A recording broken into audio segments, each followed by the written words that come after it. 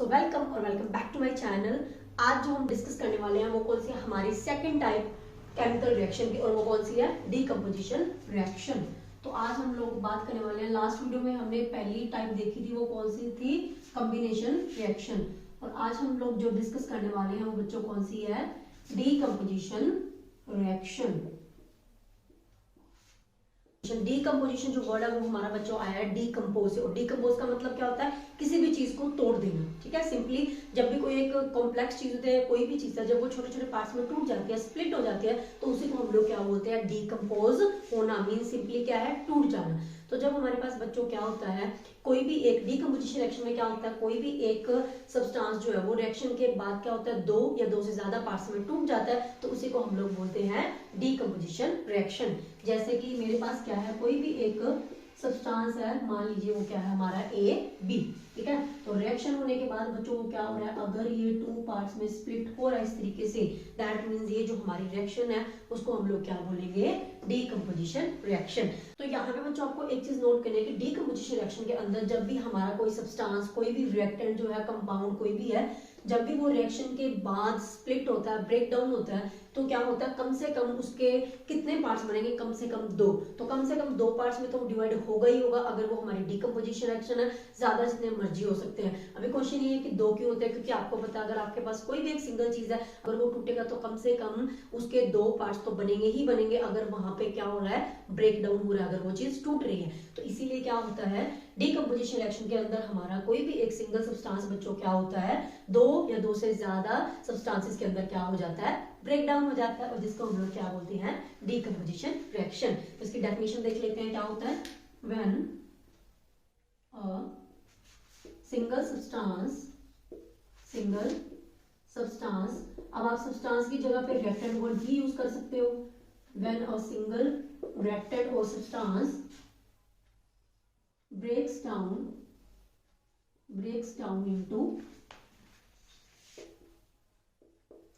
two or more simple substances।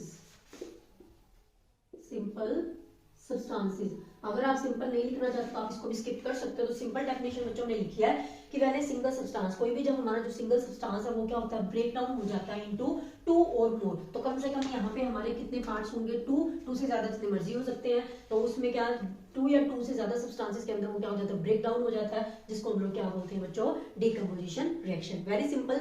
हमारी जो decomposition reaction है इसमें हमने क्या पढ़ा कि एक सिंगल सब्सटेंस है वो क्या हो रहा है, ब्रेक डाउन हो रहा है। और पीछे हमने क्या पढ़ा था, जो कॉम्बिनेशन रिएक्शन थी, जिसको हम लोग क्या बोलते हैं, एडिशन रिएक्शन भी बोलते हैं। तो कॉम्बिनेशन रिएक्शन में बच्चों क्या हो रहा था, हमारा कम से कम दो या दो से ज्यादा सब्सटेंसेस आपस में कंबाइन होकर जुड़ के क्या बना रहे थे, एक सिंगल सब्सटेंस बना रहे थे। दैट मींस बच्चों क्या है, जो हमारी डीकम्पोजिशन रिएक्शन है वो क्या होगी, फिर बिल्कुल जो एडिशन रिएक्शन है या फिर कॉम्बिनेशन रिएक्शन है उसके क्या होती है, ऑपोजिट होती है। तो ये चीज हम लोग यहाँ पे लिखेंगे कि डीकम्पोजिशन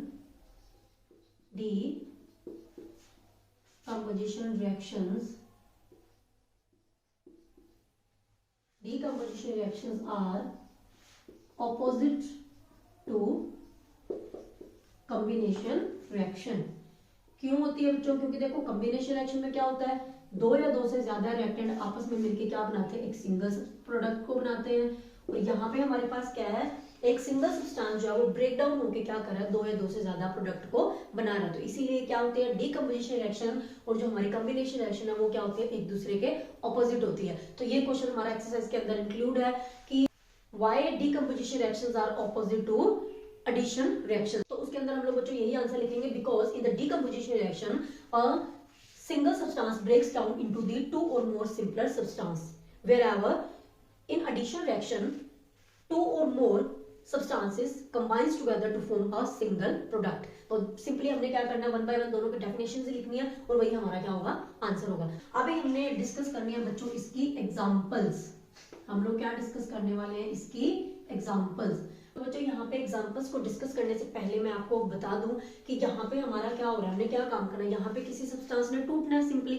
तो देखो कोई चीज जो है ना वो अपने आप नहीं टूटती है। अभी एग्जांपल ले लीजिए कि आपके घर में भी क्या होता है, हमसे या तो कोई किसी चीज को हाथ लग जाता है, या हमसे छूट जाती है, या हम कुछ ऐसा करते हैं तभी कोई चीज जाके टूटती है, अपने आप वो नहीं टूटती है। तो इसीलिए तो हमें पड़ती है मम्मी की गालियां, है ना। तो अगर आपको मम्मी की गालियों से बचना है तो आपको ऐसा कोई भी काम नहीं करना है। लेकिन बच्चों जब हमें डीकम्पोजिशन रिएक्शन करवानी है तो हमें ऐसा काम करना पड़ेगा, तभी हमारी जो डीकम्पोजिशन रिएक्शन है वो होती है। अभी बात ये है कि इसको तोड़ने के लिए, कोई भी जो हमारा रिएक्टेंट है उसको तोड़ने के लिए हमें कौन कौन से काम हम लोग कर सकते हैं, किस चीज की हेल्प से हम लोग क्या है हमारा जो रिएक्टेंट है उसको क्या कर सकते हैं, तोड़ सकते हैं। तो यहाँ पे बच्चों क्या होता है हमारे पास किसी भी चीज को तोड़ने के लिए, तो एग्जांपल्स को डिस्कस करने से पहले हम लोग ये चीज देख लेते हैं कि जो हमारा सिंगल जो सब्सटेंस होता है, मीन जो हमारा रिएक्टेंट है, उसको तोड़ने के लिए हम लोग किस किस चीज का यूज कर सकते हैं। और इसी के बेस पे हमने बच्चों यहाँ पे इनके नेम लिख दिए, तो हम लोग हेडिंग बना सकते हैं टाइप्स ऑफ डीकम्पोजिशन रिएक्शन।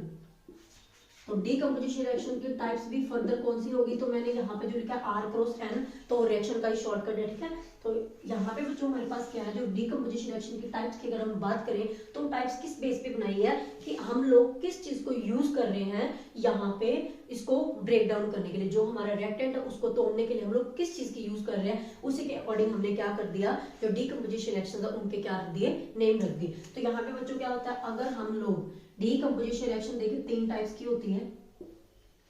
अगर बच्चों हम लोग क्या कर रहे हैं, जो हमारा रिएक्टेंट है उसको ब्रेक डाउन करने के लिए, उसको तोड़ने के लिए किस चीज का यूज कर रहे हैं, हीट का यूज कर रहे हैं, मतलब हम उसको हीट कर रहे हैं, गर्म कर रहे हैं, तो उस जो वो वाली जो हमारी डीकम्पोजिशन रिएक्शन है बच्चों, उसको हम लोग क्या बोलते हैं, थर्मोकेमिकल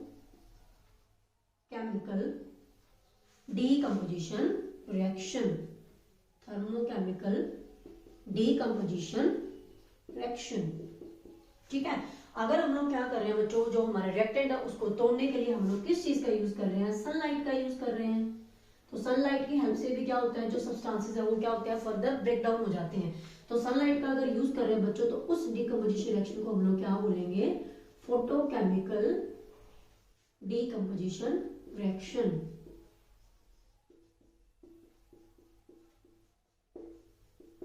और नेक्स्ट बच्चों हमारा क्या है, अगर हम लोग क्या है रिएक्टेंट को तोड़ने के लिए किस चीज का यूज कर रहे हैं, इलेक्ट्रिसिटी का यूज कर रहे हैं, हम लोग क्या है बिजली की हेल्प से भी सब्सटेंस को क्या कर सकते हैं, ब्रेक डाउन कर सकते हैं। तो उस डीकम्पोजिशन रिएक्शन को बच्चों हम लोग क्या बोलेंगे, इलेक्ट्रोकेमिकल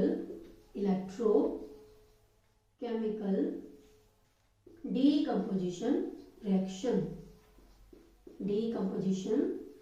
रिएक्शन। ठीक है। तो ये सिंपली हमारे क्या हो गए, 3 टाइप्स हो गए फर्दर डीकम्पोजिशन रिएक्शन के। सिंपली हमने अगर हीट यूज करें तो बोलेंगे थर्मोकेमिकल, बिकॉज थर्मल का मतलब ही हीट होता है। फोटोकेमिकल रिएक्शन जब हम लोग सनलाइट का यूज करेंगे। इलेक्ट्रोकेमिकल डीकम्पोजिशन रिएक्शन कौन सी होगी, जब हम लोग किस चीज का यूज करेंगे, इलेक्ट्रिसिटी। तो अभी हम लोग डिस्कस करने वाले 1 by 1 types of decomposition reaction जो हमने देखा था। तो पहली जो हमारी टाइप थी वो कौन सी थी, तो मैं यहाँ पे ए भी डाल रही हूँ। डीकम्पोजिशन रिएक्शन की बच्चों हमने पहली टाइप जो डिस्कस करी वो कौन सी थी, थर्मोकेमिकल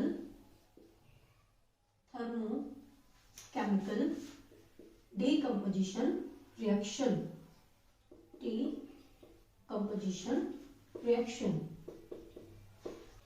तो थर्मोकेमिकल डीकम्पोजिशन रिएक्शन में बच्चों क्या होता है, हम लोग क्या करेंगे, सब्सटेंस को या रिएक्टेंट को ब्रेक डाउन करने के लिए हम लोग किसका यूज करने वाले हैं, हीट का यूज करने वाले हैं। तो यहाँ पे हम लोग पहले डेफिनेशन लिख लेते हैं, व्हेन ए रिएक्शन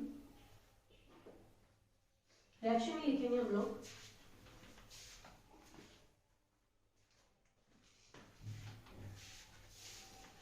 तो इसकी when a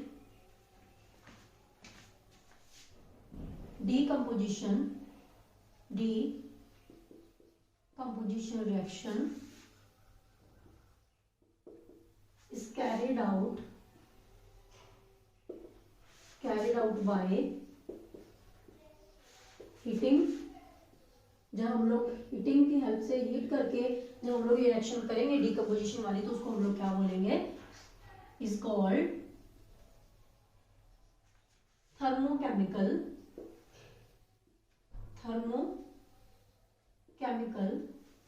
decomposition reaction।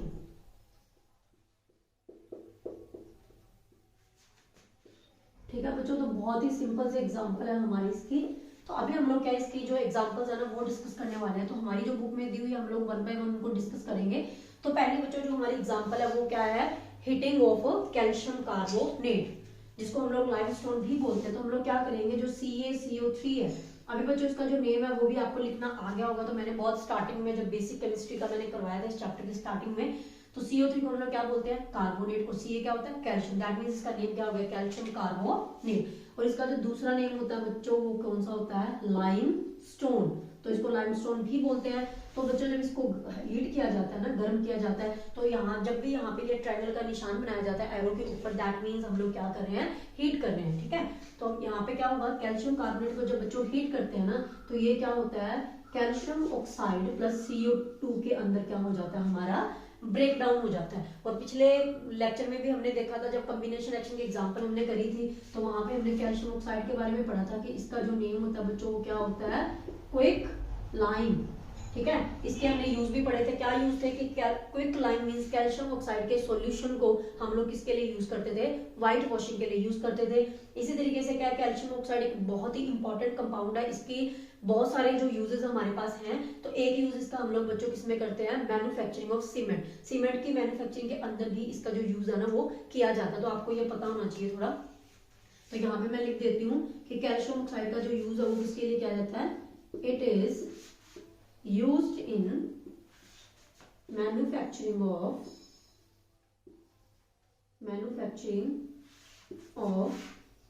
Cement, ठीक है बच्चों। और एक हमने व्हाइट वॉशिंग का भी पढ़ा था, तो आप वो भी लिख सकते हो। तो यहाँ पे भी बच्चों क्या हो रहा है, हमारे पास एक सिंगल सब्सटेंस है और वो क्या हो रहा है, दो जो सब्सटेंसेस है फर्दर उसमें क्या हो रहा है, ब्रेक डाउन हो रहा है। दैट मींस अगेन हमारी ये जो एग्जांपल है वो किसकी हुई, फिर डीकंपोजिशन रिएक्शन की। पर ये कौन सी है, थर्मोकेमिकल डीकंपोजिशन रिएक्शन। और इसी के अंदर हम लोग एक सेकंड एग्जांपल अब देख लेते हैं। पहली थी हमारी कैल्शियम कार्बोनेट की, दूसरी बच्चों जो हमारे पास दी हुई है ना वो कौन सी है, फेरस सल्फेट, FeSO4। तो जब हमारे पास बच्चों क्या होता है, सबसे पहले जो फेरस सल्फेट है हम लोग, हमारे पास क्या होता है, उसके क्रिस्टल्स होते हैं फेरस सल्फेट के। तो उसके साथ क्या होता है, FeSO4 के साथ क्या होता है, हमारे 7 मॉलिक्यूल्स ऑफ वाटर अटैच्ड होते हैं। तो इसको हम लोग क्या बोलेंगे, ferrous sulphate crystals.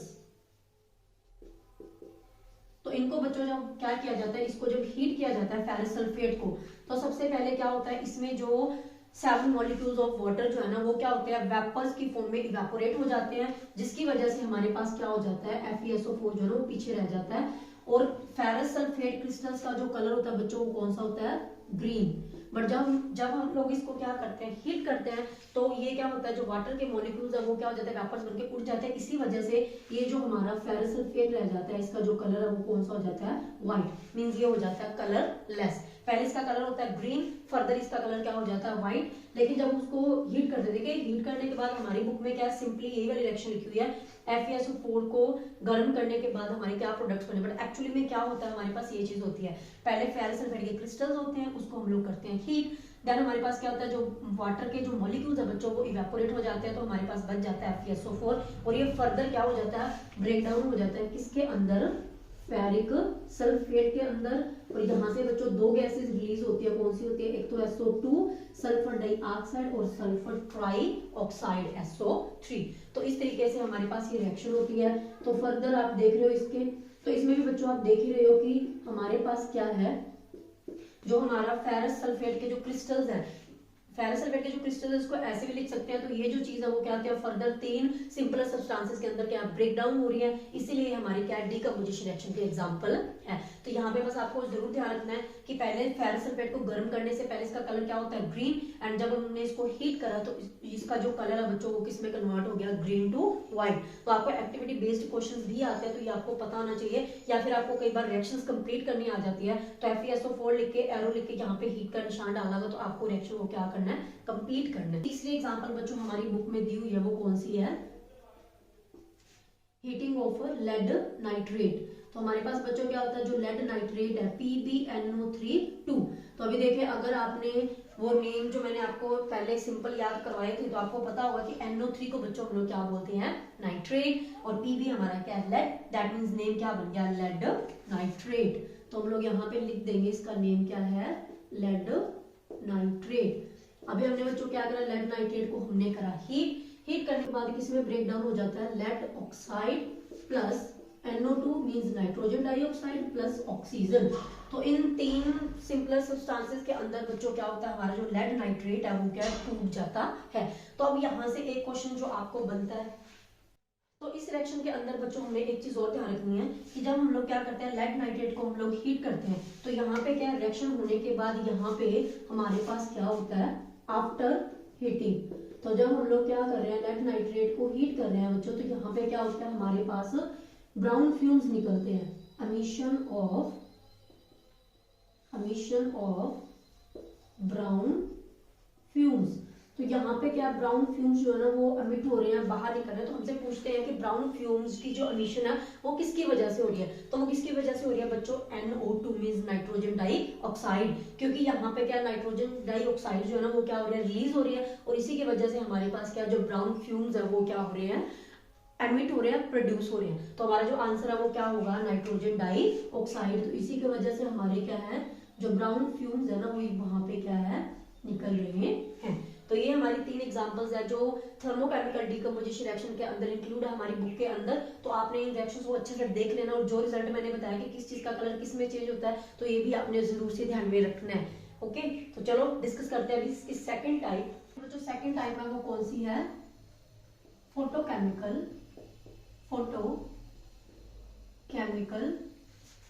Decomposition reaction.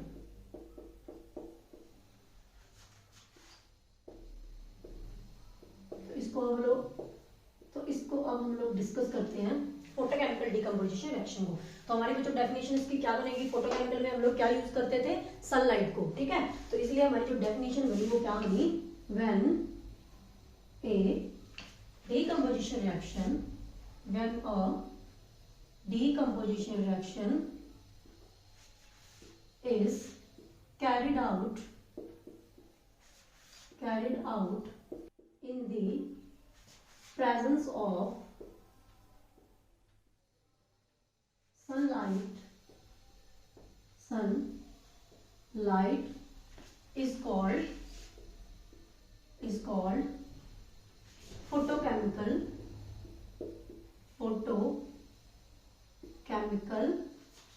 decomposition reaction। Photochemical decomposition reaction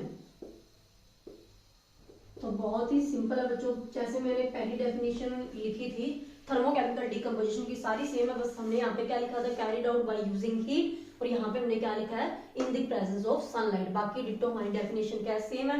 तो इसके एग्जांपल्स बच्चों बहुत ही इजी है जो हमारी बुक में दी हुई है। फर्स्ट वन हमारी कौन सी है, सिल्वर क्लोराइड वाली।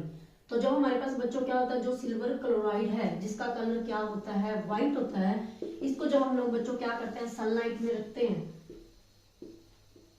तो ये क्या होता है, हमारे पास ब्रेक डाउन हो जाता है किसके अंदर, सिल्वर प्लस क्लोरीन गैस के अंदर। तो यहाँ पे क्या है, Cl2 गैस जो है वो रिलीज होती है, और साथ में क्या होता है, सिल्वर यहाँ पे बनता है। तो यहाँ पे बच्चों हमारे पास क्या है, जो सिल्वर क्लोराइड है उसका जो कलर है वो क्या होता है, पहले व्हाइट होता है, लेकिन जब वो सनलाइट के कांटेक्ट में आता है तो इसकी क्या हो जाती है, डिकम्पोजिशन हो जाती है, जिसकी वजह से यहाँ पे क्या बनता है, सिल्वर, और इसका जो कलर होता है वो क्या होता है, grey. That's why silver chloride turns into grey colour after it's decomposition. Okay, second जो हमारी एग्जांपल है बच्चों वो कौन सी यहाँ पे दी हुई है, जो पहली जो एग्जांपल है उसी की सेम ही है। यहाँ पे बस सिल्वर क्लोराइड था, यहाँ पे हम लोग क्या लेंगे, सिल्वर ब्रोमाइड। तो ये हमारे पास क्या है, सिल्वर ब्रोमाइड हमने लिया, सिल्वर ब्रोमाइड।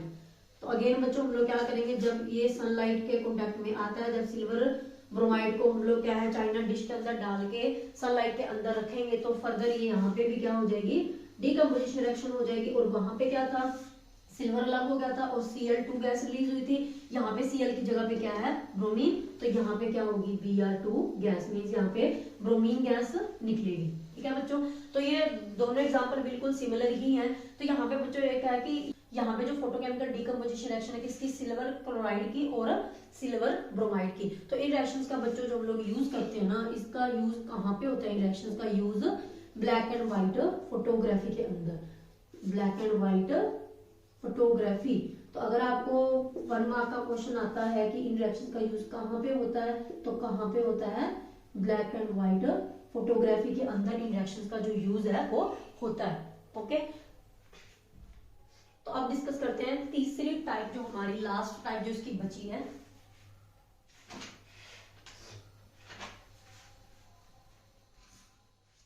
तीसरी इसकी जो बच्चों टाइप है उसको हम लोग डिस्कस करते हैं। वो कौन सी थी कि जब हम लोग डीकंपोजिशन करवाने के लिए किस चीज का यूज कर रहे हैं, इलेक्ट्रिसिटी का, राइट। तो मैं यहाँ पे सिर्फ इसी को रब कर रही हूँ, थोड़ा सा चेंज कर लेते हैं इसमें। तो यहाँ पे बच्चों हमारी जो तीसरी टाइप बनेगी वो कौन सी बनेगी, इलेक्ट्रोकेमिकल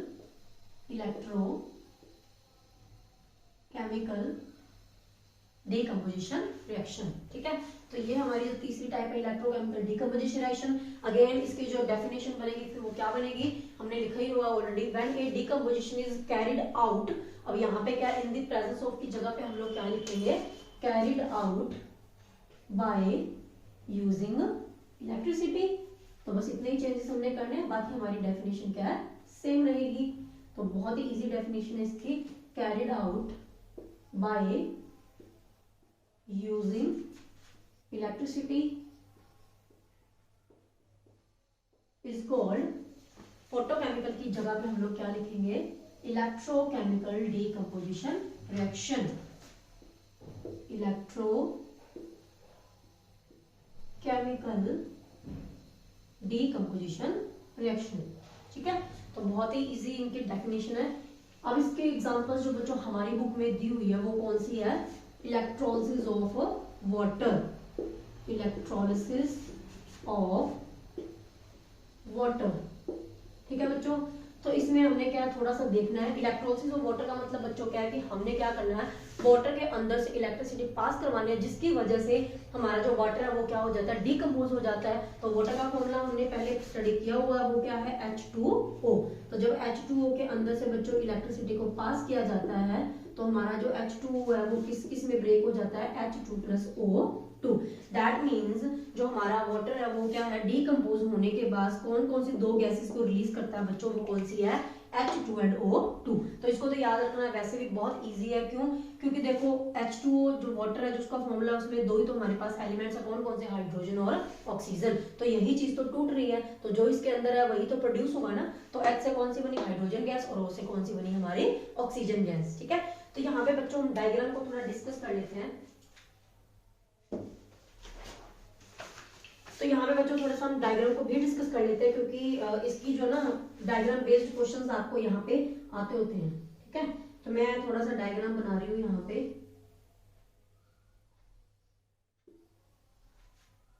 इस तरीके से हमारे पास क्या है, इलेक्ट्रोड्स बनाए हुए यहाँ पे। ठीक है बच्चों,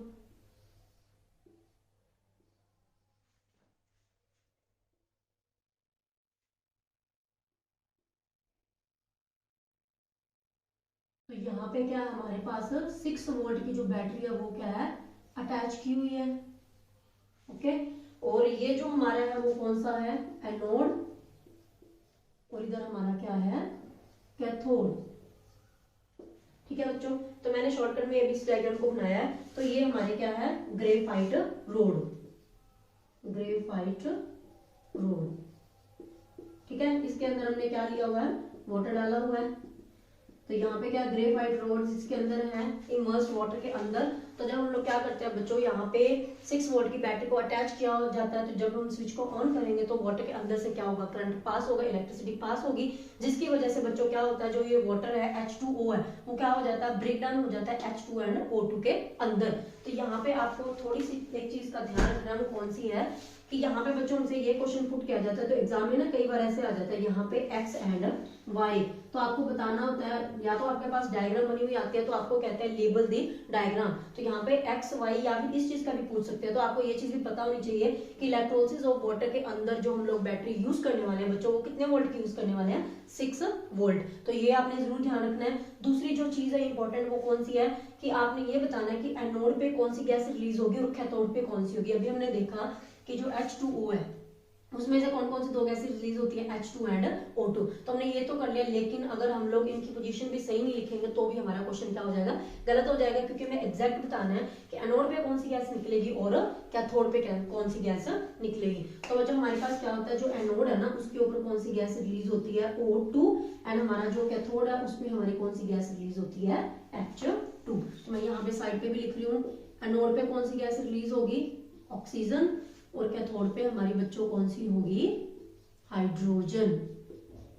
ठीक है, अभी कई बच्चों को क्या कंफ्यूजन हो जाती है, अगेन याद नहीं रहता कि एनोड कैथोड पे कौन कौन सी गैस रिलीज होती है, ये तो उनको पता होता है कि हाइड्रोजन और ऑक्सीजन ही निकलेगी, बट फिर भी कंफ्यूजन हो जाती है। तो इसका एक परमानेंट सॉल्यूशन हमारे पास क्या है, आप ऐसे याद कर सकते हो। देखिए बच्चों, एनोड को जब हम लोग लिखते हैं ना, तो एनोड को हम लोग पंजाबी में कैसे लिखते हैं, ऐसे लिखते हैं, एनोड एज इट इज लिख देते हैं। तो यहाँ से क्या है, अ की आवाज आ रही है ना, आड़ा की आवाज आ रही है, और आड़ा से क्या होता है हमारा ऑक्सीजन। तो इस तरीके से आप क्या याद कर सकते हो कि एनोड पे जो हमारा है कौन सी गैस रिलीज होती है, हमेशा ऑक्सीजन। तो दूसरी कौन सी बच गई फिर, अगर आपको एनोड पे पता चल गया ऑक्सीजन है, तो कैथोड पे तो पता चल ही गया, वो कौन सी होगी, हमारी हाइड्रोजन। तो इस तरीके से आप अपने इस कंफ्यूजन को भी दूर कर सकते हो, क्योंकि हमारे पास हर कंफ्यूजन का सॉल्यूशन है। तो इसके अलावा बच्चों एक और क्वेश्चन इसमें से बनता है, वो कौन सा बनता है, या तो आपको गैसेस का पूछेंगे, एक आपसे पूछते होते हैं कि ये जो यहाँ पे जो गैसेस बच्चों कलेक्ट हो रही है इनकी रेशो भी पूछते होते हैं, कि जो हमने एनोड पे जो गैस कलेक्ट की और कैथोड पे जो गैस कलेक्ट की, उनकी क्वांटिटी एक गैस की जो क्वांटिटी है वो दूसरे के कंपैरिजन क्या होती है, डबल होती है। तो आपको बताना है कि कौन सी गैस जो है ना वो डबल क्वांटिटी में यहाँ पे कलेक्ट होगी। तो आप बताइए कौन सी होगी। अगर आप थोड़ा सा भी सोच पा रहे हो तो आपको पता चल जाएगा, क्योंकि बच्चों देखो H2O के अंदर क्या होता है हमारे पास, अगर हम लोग हाइड्रोजन और ऑक्सीजन का रेशियो देखें बच्चों, तो वो क्या, हाइड्रोजन कितने हैं, 2, और ऑक्सीजन कितना है, 1। मींस हमारे पास क्या है, जो हाइड्रोजन है वो ऑक्सीजन के कंपैरिजन में क्या है, ऑलरेडी डबल क्वांटिटी के अंदर प्रेजेंट है। तो इसी तरीके से हमारे पास क्या होगा, क्योंकि हाइड्रोजन ऑलरेडी डबल है, इसीलिए बच्चों हमारे पास क्या होता है, ये जो H2 गैस है वो क्या होती है, डबल जो है ना क्वांटिटी में हमारे पास क्या होती है, कलेक्ट होती है। ठीक है, तो इसकी जो क्वांटिटी है वो क्या होती है, ऑक्सीजन के कंपैरिजन जो ये जो गैस है H2 वो क्या होती है, डबल हमारे पास कलेक्ट होती है। तो ये क्वेश्चन भी 1 मार्क आपको आ सकता है, तो आपको पता होना चाहिए। ठीक है, तो ये थी हमारी सारी टाइप्स की डीकंपोजिशन रिएक्शन। आई होप कि आपको ये वाली जो डीकंपोजिशन रिएक्शन का टॉपिक है वो अच्छे से समझ में आ गया। तो अगर आपको सिंपल क्वेश्चन आता है कि डीकंपोजिशन रिएक्शन क्या है एंड उसके एग्जांपल्स दो, तो आप तीनों में से कोई भी एग्जांपल यूज कर सकते हो, थर्मोकेमिकल की, फोटोकेमिकल की, या फिर इलेक्ट्रोकेमिकल की, जो भी एग्जांपल आपको इजीली याद होती है। तो एक क्वेश्चन बच्चों आपको ऐसे भी आता है कि given example of decomposition reaction using heat, sunlight and electricity. तो 1 बाय 1 तीनों के एक एक एग्जांपल देने। तो हमने अभी हर एक टाइप की 2-2 3-3 एग्जांपल को डिस्कस किया, तो एक एक आप जरूर अच्छे से याद कर ले, क्योंकि ये एग्जाम में आ सकता है। तो आई होप कि आज का जो टॉपिक आपको क्लियर हो गया। तो मिलते हैं नेक्स्ट वीडियो के अंदर, till then take care, bye bye.